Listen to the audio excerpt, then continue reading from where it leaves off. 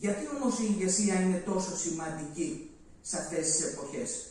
Γιατί βρισκόμαστε σε εποχές αλλαγών, σε εποχές όπου τα πάντα είναι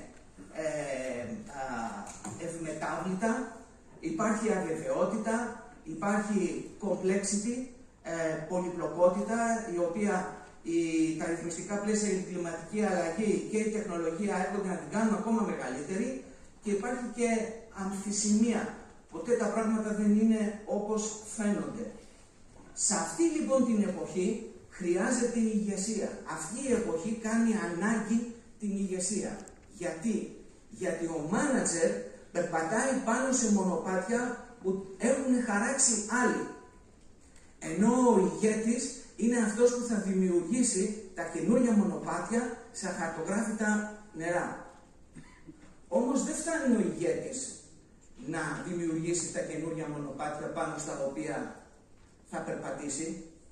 Χρειάζεται να τον ακολουθήσουν κι άλλοι. Αν δεν σε ακολουθήσει τουλάχιστον ένας, δεν γίνεσαι ηγέτης. Ηγέτη σε κάνουν οι άλλοι.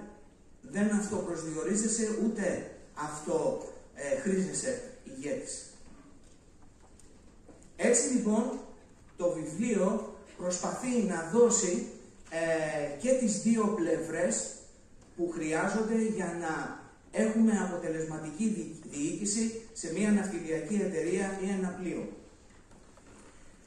Στους σπουδαστές στους οποίους απευθύνεται το βιβλίο, έχω να πω ότι δεν είναι απλώς ένα βοήθημα με το οποίο θα μπορέσετε, θα σας συντροφεύσει κατά τη διάρκεια του μαθήματος, αλλά είναι και ένα εργαλείο το οποίο θα μπορέσει να σας βοηθήσει να διαμορφώσετε τη δικιά σας φιλοσοφία διοίκησης και τις δικές σας ηγετικές ικανότητες.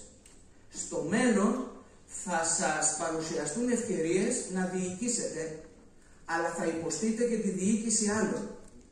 Μέσα από αυτές τις πρακτικές που λέει το βιβλίο, θα μπορέσετε να φτιάξετε και να διαμορφώσετε το δικό σας ηγετικό προφίλ και θα μπορέσετε να αξιολογήσετε τις ηγετικές ικανότητες των άλλων. Και τα δύο, και το ένα και το άλλο, θα σας βοηθήσουν να εξελιχθείτε επαγγελματικά και να χτίσετε τη δικιά σας καριέρα. Κλείνοντας, θέλω να αναφερθώ στην έκταση του βιβλίου. Πραγματικά και οι τρεις συγγραφείς θα θέλαμε να είχαμε πολύ περισσότερο χώρο για να γράψουμε περισσότερα πράγματα, να πούμε περισσότερα παραδείγματα. Όμως, ένα είναι σίγουρο, ότι όσο και να γράφαμε,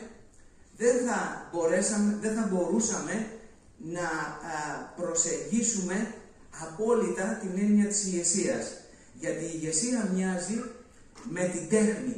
Και για να χρησιμοποιήσω τα λόγια ενός μεγάλου Γάλλου ζωγράφου, του Georges Braque, ο οποίος είπε για την τέχνη ότι αυτό που είναι σημαντικό στην τέχνη, πραγματικά, είναι αυτό το οποίο δεν μπορεί να εξηγηθεί.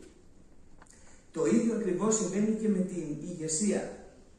Όταν βλέπουμε έναν άνθρωπο να εκπέμπει ηγεσία, αυτό είναι αποτέλεσμα των ηγετικών του ικανοτήτων, οι οποίες όμως συντίθεται με τέτοιο τρόπο που να δημιουργούν αυτή τη λάμψη. Αυτή η λάμψη, το πώς δημιουργείται, είναι πολύ δύσκολο να εξηγηθεί και εκεί βρίσκεται η μαγεία της ηγεσίας. Σας ευχαριστώ πολύ.